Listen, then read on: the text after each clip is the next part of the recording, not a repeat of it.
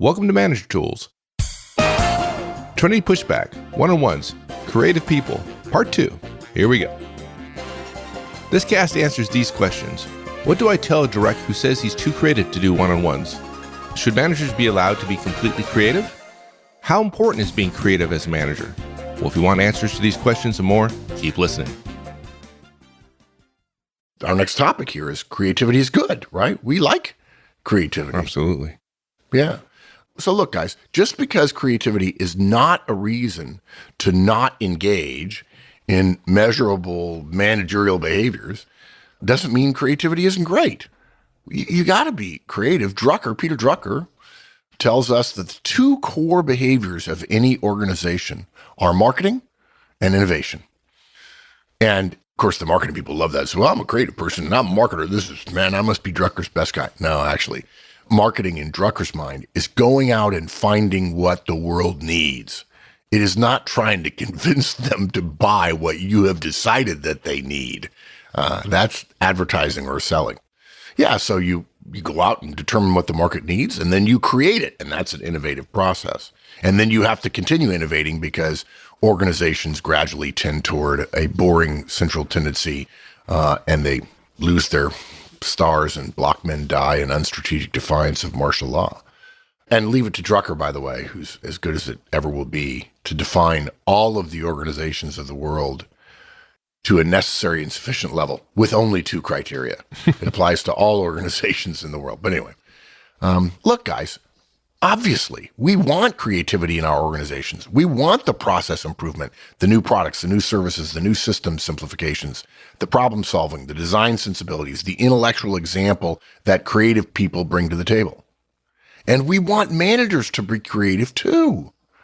Perhaps even especially so for managers, because not only are their ideas perhaps useful and help us get better and more efficient and more effective, but they then model creativity in the organization as an exemplar in the organization, and that generates more ideas, which leads to better ideas. Almost always more ideas lead to better ideas, right?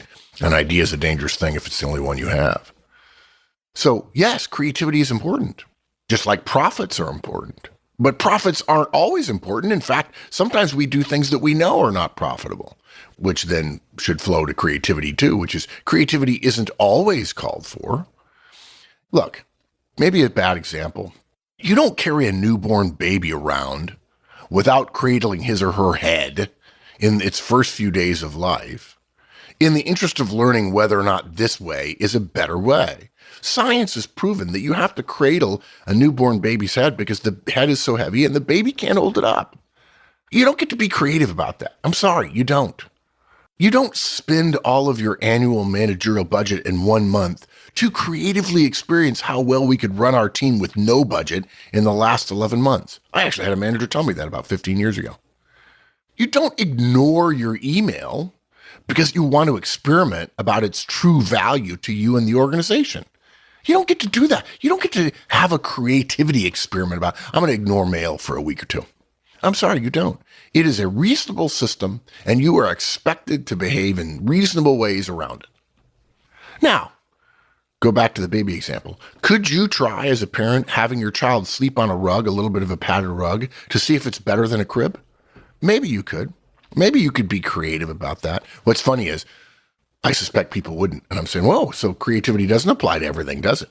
It really doesn't. So maybe your creativeness doesn't exempt you from some simple process and systems in the organization. Could you restrict your team's spending to 40% of budget for a month or two to see what happens and get creative about cost cutting? Sure you could. Could you only do email 3 times a day and see whether you could still get it all done? By the way, you can. And yet not incur any wrath from the email culture? Sure you could. You could experiment that way.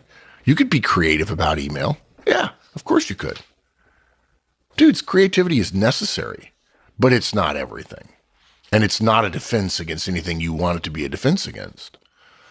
In some areas, creativity rules. Market segment identification, new strategic positions that nobody has ever thought of. Blue Ocean Strategy, one of my favorite strategy books, is all about thinking differently about the customers and the competition and the marketplace that you operate in. The red waters, the waters that are full of blood of companies fighting for market share, that's not creative. Anybody can do that. All the other companies have already shown you the way. But blue ocean customers, it takes creativity. The process by which you get there may be analytical in nature, but the decision to say, we're going to go after this market segment, which nobody else has had, is a form of creativity. EBITDA reporting for a real estate company. Look, you're unlikely to change that requirement. You're not. I mean, so yeah, in marketing, and strategic innovation, sure, creativity is important, but you don't get to be creative and say to the SEC or to some other governing body, yeah, we're going to be creative about reporting our financials. It seems like every time you read about that, somebody's going to jail. Well, yeah. Getting creative with your financials is usually not considered a good thing. Yeah, exactly. And look, guys, what's really interesting here is that creativity is actually not anti-rules either. It's not creative people who are wise about their own creativity say, no, I'm not against rules at all. Creativity isn't about organizational anarchy where everyone, or at least everyone who claims to be a creative, gets to ignore the rules they wish to ignore. Rules can actually foster creativity. Many famous creative people describe themselves as working in an often self-imposed, constrained environment to hone their craft. There's a famous story about Monet doing that very thing to become an expert in his creative expression of using light as one of the most well-known impressionist painters. In fact, there's a famous book, Creativity from Constraints. And by that, I don't mean that you're free from constraints by being creative, but that you can become creative from the constraints you place on the parameters that people think about. Doesn't Stephen Pressfield talk about that in his book, The War on Art, right? Yeah, The War of Art. War of Art, right? Which is, I won't get the story right. I'm sure you remember these details better. But it goes like, well, how are you creative? Like, yeah, I sit down at my desk at 9 a.m. every morning and start writing. Yeah. I actually think that was the title. That was the epigram at the start of a chapter of the book. And it's a quote from somebody else, someone who's a fairly prolific writer. I knew it again. Yeah, but you're absolutely right. I'll tell you how I get creative. I sit down to write every morning at 9 a.m. So look, guys, the point here is we want creative managers, okay? In fact, many of you who are longtime listeners thought of yourself as creative when nobody else was doing one-on-ones, and you listened to a podcast and thought, I think I could do that. And one of the reasons Mike and I diminish or don't talk as much about our contribution is there's one thing in putting out a podcast that people can listen to. It's another thing you taking the risk of doing something different. I mean, it's not an enormous risk like let's bet the farm on something, but it is a risk in terms of your reputation. And it would be just as easy, as busy as we all are, to keep doing what you've always been doing. But, the definition of insanity is doing the same thing over and over again, expecting different results. So we want creativity, but creativity doesn't get to be applied willy-nilly. You don't get to be creative in managing others without knowing and appreciating the simple, basic rules that apply to managers everywhere. And I mentioned this in things I think a couple of years ago. There's a watch ad that addresses this. And it's simple. To break the rules, which creativity people are always talking about doing, you must first master them. And if you've been listening to us for a while, you know there are some rules, not a lot, but there are some rules about management. Okay, so that's all the background. I'm sorry for those of you who just wanted the solution. Maybe I should have put the solution first. How it might sound if we put it all together. So again, you're a director, you're an HR leader, you're rolling out a managerial behavior. It doesn't have to be one-on-ones, but it often is in our world, and we like one-on-ones. Someone in your organization reports to you or your training or whatever, resists the change and cites their creative nature.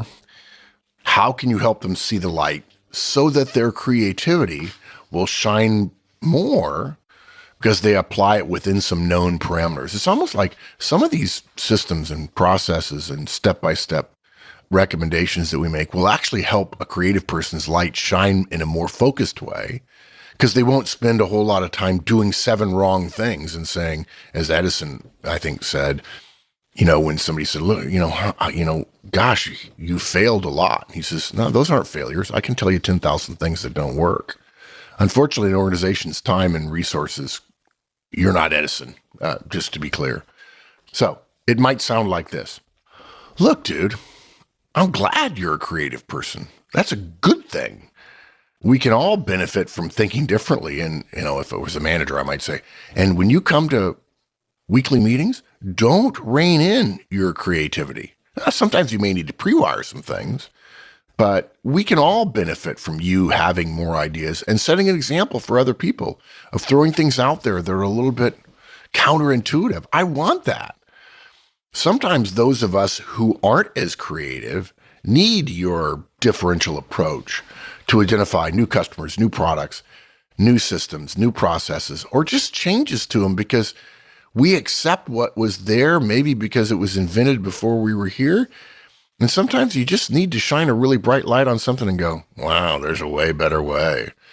Yeah, we can achieve more if we can be more efficient about things we're already doing because they've gotten bloated or slow, whatever. And changing those things is an act of creativity.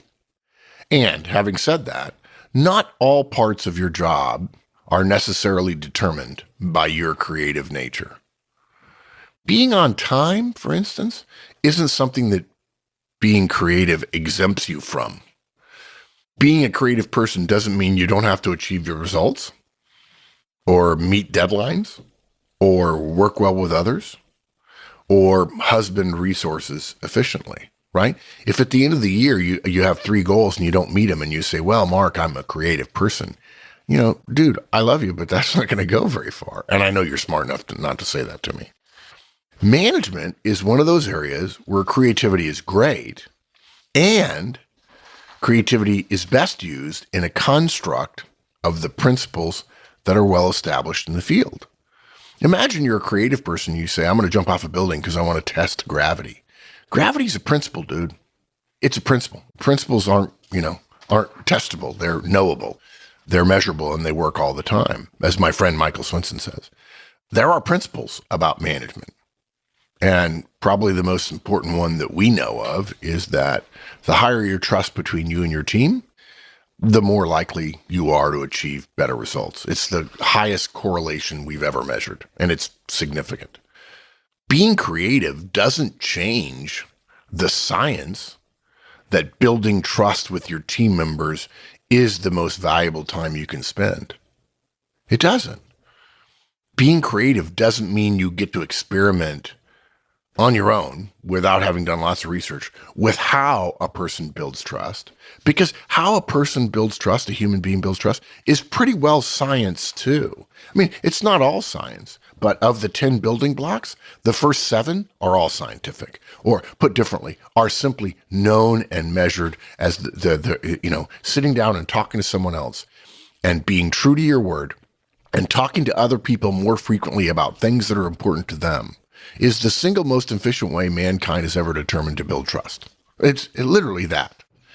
Maybe there's a better way, but we're not going to pay in terms of less results, less efficiency, less effectiveness for you to run an experiment about that. In the same way that we don't get to run an experiment with the marketplace where we say, how long will you let us keep operating without being profitable? Because we're pretty sure we're going to have a big blockbuster pretty soon. So just keep giving us cash in the markets. It doesn't work that way. If you want to do that, you can, but that's called a startup, and most of them fail. So look, structured, scheduled time with your directs on a regular, weekly basis has been proven repeatedly to be the fastest way to build trust and communication. No offense, you're not creative enough to beat the science around that. So I'm going to politely insist on one-on-ones. Now, obviously, the last bit you wouldn't say if you were an HR leader or director. It would only be for a director, somebody who's, talking to one of their direct reports. Okay, continuing. And here's the thing, dude. You can still bring your creativity to the table. Once you've established a pattern of weekly meetings, I look forward to hearing your ideas about how to make them better.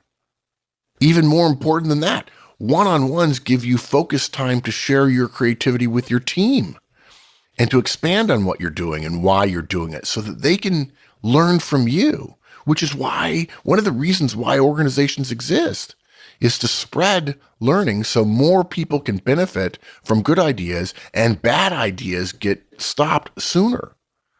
You may help some of your folks become more creative people with some focused attention, and that's a good thing. But you're not going to do it just by chatting people up. You're not going to do it by flitting from person to person, because there are people who work for you who aren't naturally like you, and they won't appreciate that.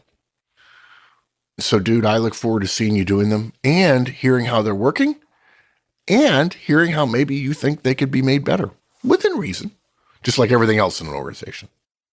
And by the way, one of the things you'll notice when Manager Tools recommends, guys, that you address a pushback, you'll notice that in almost every case, we encourage you to be appreciative of and respectful of the other person's point of view.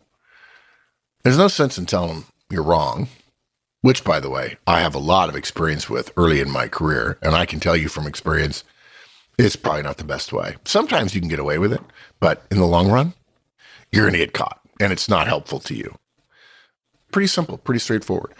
Let me also offer this. I was told by two different people, I don't know, it's been 3 or 4 months ago, that I should write this cast. And I said, actually, I had the bones of it already set up. There are some people who don't know that I encourage you to write me, M.A. Horstman at manager-tools.com, and tell me what podcast you think we need. The list is long. There's 3,000 casts yet to go. I said several years ago there were 3,000, and I've written hundreds, and I've been getting hundreds, and there are little pieces that we haven't covered that I think would be good. So don't hesitate to write us and let us know. And let me just summarize quickly, dude, and I know I've been talking a long time. Obviously, we want everybody to think creatively about their work, and in no way do we want creative people not to feel that being creative is good. But again, creativity is not the only tool we use to accomplish. Some parts of work are best left to known, proven, measured techniques. We can't have managers using abacuses if they're slower and less powerful than Excel, because that manager likes abacuses. When it comes to one-on-ones, and most of the managerial behaviors we recommend, the basics don't require creativity, at least to get started. On the other hand, your ability to be creative will flourish when you apply the discipline of one-on-ones to the relationships you're supposed to have with your directs. Awesome, dude. Anytime. Enjoyed it, my friend. Take care, buddy. Thanks, everyone. That's it. On to another topic next week. In the meantime, have a great one. So long, folks.